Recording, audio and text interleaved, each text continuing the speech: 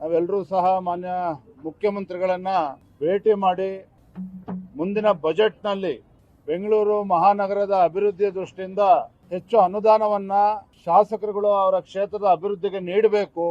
ಮತ್ತೆ ಬಜೆಟ್ನಲ್ಲಿ ಹಿಂದೆ ಯಡಿಯೂರಪ್ಪನವರು ಮುಖ್ಯಮಂತ್ರಿಗಳಿದ್ದಾಗ, ಬೊಮ್ಮಾಯಿಯವರು ಮುಖ್ಯಮಂತ್ರಿಗಳಿದ್ದಾಗ ಪ್ರತಿ ಬಾರಿನೂ ಸಹ ಬೆಂಗಳೂರು ಮಹಾನಗರದ ಅಭಿವೃದ್ಧಿಗೋಸ್ಕರ ಬಿಬಿಎಂಪಿಗೆ 6 ರಿಂದ 8 ಸಾವಿರ ಕೋಟಿ ಅನುದಾನವನ್ನ ಬಜೆಟ್ ಅಲ್ಲಿ ಕೊಡ್ತಾ ಇದ್ರು. ಆದ್ರೆ ಕಳೆದ 2 ವರ್ಷದಿಂದ ಇದು ಯಾವುದೇ ರೀತಿಯ ಅನುದಾನ ಬೆಂಗಳೂರು ಮಹಾನಗರಕ್ಕೆ ಸಿಗ್ತಾ ಇಲ್ಲ. ಹಾಗಾಗಿ ಬಜೆಟ್ ನಲ್ಲಿ ಬೆಂಗಳೂರು ಮಹಾನಗರಕ್ಕೆ ಒಂದು 6 ರಿಂದ 8 ಸಾವಿರ ಕೋಟಿ ಕೊಡಬೇಕು. ಮತ್ತೆ ಇನ್ಫ್ರಾಸ್ಟ್ರಕ್ಚರ್ ಪ್ರಾಜೆಕ್ಟ್ಸ್ಗಳು, ಯಾಕೆಂತ ಹೇಳಿದ್ರೆ ಬೆಂಗಳೂರು ಅಂತ ಹೇಳಿದ್ರೆ ಸಿಲಿಕಾನ್ ಸಿಟಿ ಅಂತ ಹೇಳ್ತೇವೆ ನಾವು. ಆದ್ರೆ ಇವತ್ತು ಫ್ಲೈಓವರ್ ಇರ್ಬೋದು, ಬೇರೆ ಬೇರೆ ಪ್ರಾಜೆಕ್ಟ್ಗಳು ಇರ್ಬೋದು, ಬಹಳ ನಿಧಾನಗತಿಯಲ್ಲಿ ಸಾಗ್ತಾ ಇದೆ. ಅದಕ್ಕೆ ಹೆಚ್ಚು ಅನುದಾನವನ್ನ ಬಿಡುಗಡೆ ಮಾಡಿ ಅದಕ್ಕೂ ಕೂಡ ಹೆಚ್ಚು ಒತ್ತನ್ನು ನೀಡಬೇಕು.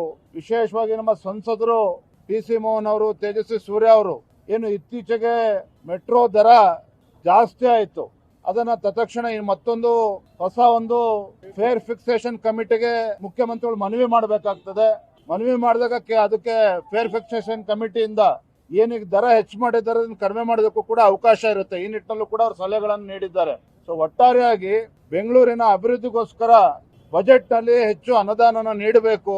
ಮತ್ತೆ ಮೊದಲ ಬಾರಿ ಗೆದ್ದಂತ ಶಾಸಕರು ಆ ಕ್ಷೇತ್ರಗಳು ಕೂಡ ಅನುದಾನ ನೀಡಬೇಕು. ಮೂರನೇದಾಗಿ ಬಿಬಿಎಂಪಿ ಚುನಾವಣೆ, ಕಳೆದ ಹಲವಾರು ವರ್ಷಗಳಿಂದ ನೆನೆಗುದಿಗೆ ಬಿದ್ದಿರತಕ್ಕಂತ ಬಿಬಿಎಂಪಿ ಚುನಾವಣೆ, ಬೆಂಗಳೂರು ಮಹಾನಗರ ಪಾಲಿಕೆ ಚುನಾವಣೆ ಅತಿ ಶೀಘ್ರದಲ್ಲೇ ನಡೆಸಬೇಕು. ಈ ಎಲ್ಲ ವಿಚಾರಗಳನ್ನ ಮಾನ್ಯ ಮುಖ್ಯಮಂತ್ರಿಗಳ ಗಮನಕ್ಕೆ ತಂದಿದ್ದೇವೆ. ಮಾನ್ಯ ಮುಖ್ಯಮಂತ್ರಿಗಳು ಸಹ ಸಕಾರಾತ್ಮಕವಾಗಿ ಸ್ಪಂದನೆ ಮಾಡಿದ್ದಾರೆ. ತಮ್ಮ ಇತಿಮಿತಿ ಒಳಗೆ ಎಷ್ಟು ಅನುದಾನ ಕೊಡಬಹುದು ಅದ್ರ ಬಗ್ಗೆ ಗಮನ ಹರಿಸ್ತೇವೆ ಅನ್ನುವ ಭರವಸೆಯನ್ನ ನಮ್ಮೆಲ್ಲ ಶಾಸಕರುಗಳಿಗೆ ಇವತ್ತು ಮಾನ್ಯ ಮುಖ್ಯಮಂತ್ರಿಗಳು ನೀಡಿದ್ದಾರೆ, ಭರವಸೆ ನೀಡಿದ್ದಾರೆ.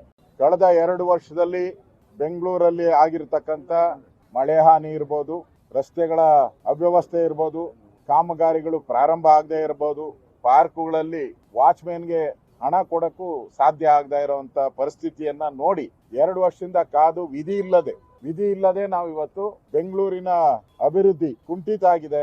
ಬೆಂಗಳೂರಿನ ಜನ ಶಾಪ ಆಗ್ತಾ ಇದ್ದಾರೆ. ಇನ್ನೊಂದ್ ಕಡೆ ಬೆಲೆ ಏರಿಕೆಯ ಬಿಸಿಯಿಂದ ಜನ ಬೆಲೆ ಏರಿಕೆಯನ್ನ ತಡ್ಕೊಳಕ್ಕಾಗದ ಪರಿಸ್ಥಿತಿಯಲ್ಲಿ ಅಭಿವೃದ್ಧಿನೂ ಕೂಡ ಕುಂಠಿತ ಆಗಿರುವಂತದ್ದು 2 ವರ್ಷದಿಂದ ನೋಡಿ ಸಾಕಾಗಿ ವಿಧಿ ಇಲ್ಲದೆ ನಾವು ಇವತ್ತು ಮುಖ್ಯಮಂತ್ರಿಗಳನ್ನ ಭೇಟಿ ಮಾಡಿ ಅನುದಾನ ಕೊಡಿ, ಬೆಂಗಳೂರಿಗೆ ಅನುದಾನ ಕೊಡಿ. ರಾಜ್ಯದ ನಮ್ಮ ಎಲ್ಲ ಬಿಜೆಪಿ ಶಾಸಕರೇನಿದ್ದಾರೆ, ಮೊದಲನೇ ಬಾರಿ ಗೆದ್ದಂತವ್ರು, ಈ ತರದವರು ಕೂಡ ಬಹಳ ಕಣ್ಣೀರಾಗ್ತಾ ಇದ್ದಾರೆ. ಇಡೀ ರಾಜ್ಯದ ನಮ್ಮ ಎಲ್ಲಾ ಶಾಸಕರು ಅನುದಾನ ಸಿಗ್ತಾ ಇಲ್ಲ ಅಂತ ಹೇಳಿ ವಿರೋಧ ಪಕ್ಷಗಳಿಗೆ ಅನ್ಯಾಯ ಮಾಡೋದು ಸರಿಯಲ್ಲ. ಇಡೀ ಸಮಗ್ರ ರಾಜ್ಯದ ಬೆಳವಣಿಗೆ ಆಗ್ಬೇಕಾದ್ರೆ ಅನುದಾನವನ್ನ ಕೊಡಬೇಕು. ನಾವು ಹಿಂದೆ ನಮ್ಮ ಸರ್ಕಾರ ಇದ್ದಾಗ ಯಡಿಯೂರಪ್ಪನವರು, ಬಸವರಾಜ ಬೊಮ್ಮಾಯಿ ಇದ್ದಾಗ ಯಾವ ರೀತಿ ಅನುದಾನಗಳನ್ನ ಕೊಟ್ಟಿದ್ದೀರಿ ವಿರೋಧ ಪಕ್ಷಕ್ಕೆ ಅನ್ನೋದನ್ನು ಹೇಳಿದಿರಿ. ನಾವು ಬೈರ್ತಿ ಸುರೇಶ್ ಇವಾಗ ಮಂತ್ರಿ ಆಗಿದ್ದಾರೆ. ಸಿದ್ದರಾಮಯ್ಯನವ್ರು ಫೋನ್ ಮಾಡಿದಾಗ ಅವರಿಗೆ ವರ್ಷಕ್ಕೆ 100 ಕೋಟಿ ರೂಪಾಯಿ ಅನುದಾನ ಕೊಟ್ಟಿದ್ದೀರಿ, ನಾವೇ ಕೊಟ್ಟಿದ್ದೀವಿ. ತಾರತಮ್ಯದ ಪ್ರಶ್ನೆನೇ ನಾವು ಮಾಡಿಲ್ಲ. ಈಗ ತಾರತಮ್ಯ ಯಾಕೆ ಮಾಡ್ತೀರಾ? ಅನುದಾನವನ್ನ ಕೊಡಿ. ಸುಮಾರು 150 ಒಂದೊಂದು ಕ್ಷೇತ್ರಕ್ಕೆ 120 ರಿಂದ 150 ಕೋಟಿ ರೂಪಾಯಿಯನ್ನ ಅನುದಾನವನ್ನ ಪ್ರತಿ ವಿಧಾನಸಭಾ ಕ್ಷೇತ್ರಕ್ಕೆ ಕೊಡಿ. ನಾವು ಒಂದು ವಿರೋಧ ಪಕ್ಷವಾಗಿ ಅವರಿಗೆ ಮುಖ್ಯಮಂತ್ರಿಗೆ ಮನದಟ್ಟು ಮಾಡಿಕೊಡ್ಬೇಕಾಗಿತ್ತು. ಆಗ್ತಾ ಇರುವಂತ ಅನ್ಯಾಯ ಏನಿದೆ, ಅಭಿವೃದ್ಧಿಯ ಕುಂಠಿತ ಏನಾಗಿದೆ ಈ ಬಡ್ಜೆಟ್ ಅಲ್ಲಿ ಸರ್ ಮಾಡಿ.